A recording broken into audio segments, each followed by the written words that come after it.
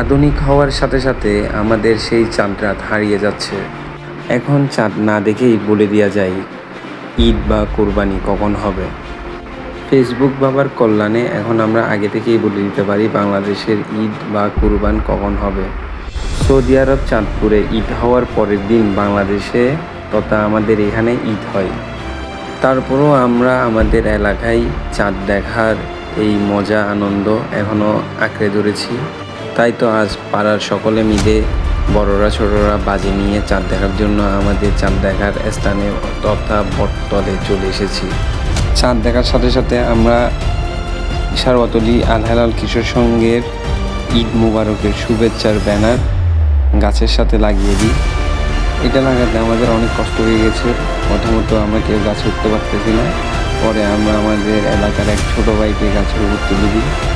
সে যত্ন সহকারে আমাদের ব্যানারটা গাছের সাথে লাগিয়ে দেয়। এর মাঝে তাকে সাহায্য সহযোগিতা করার জন্য পাড়ার সকলে মইনু, জেহাদ, ওয়ালিদ, সিয়াম, জাওয়াদ, শিহাব সহ পাড়ার সকল ছেলে মেয়ে একসাথে হাতে হাত লাগিয়ে ব্যানারটা লাগাইতে সাহায্য করে। এর মাঝে চাঁদ দেখার খুশিতে বাচ্চারা বাজি ফুটাচ্ছে।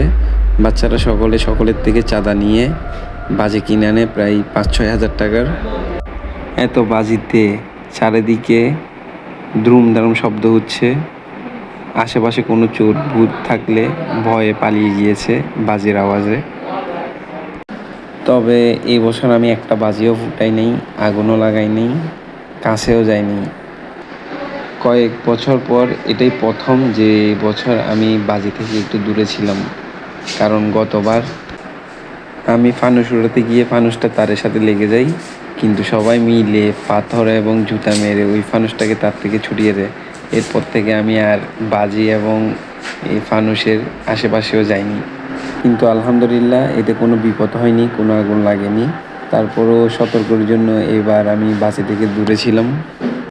এখানে আসু মামা বিদেশ থেকে এসেছে, তাই আসু মামার সাথে সবাই দেখা করতেছিল, মজা করতেছিল।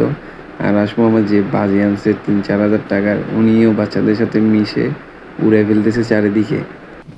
ঈদের সবচেয়ে মজার দিক হচ্ছে একসাথে চাঁদ দেখা আর বাজি ফোটানো। এটা ছাড়া ঈদ জমে না। চাঁদ দেখার পর আমরা এশার নামাজ পড়ে চলে যাই আমাদের বাজারে। সেখানে গিয়ে আমরা আনন্দ মিছিলের জন্য প্রস্তুতি নিচ্ছিলাম। এই বছর এটি আমার প্রথম যে আমরা ঈদের খুশিতে আনন্দ মিছিল বের করেছি।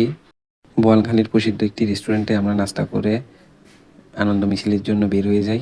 আনন্দ মিছিলটা ছিল খুবই নতুন একটা অভিজ্ঞতা আমার জীবনে।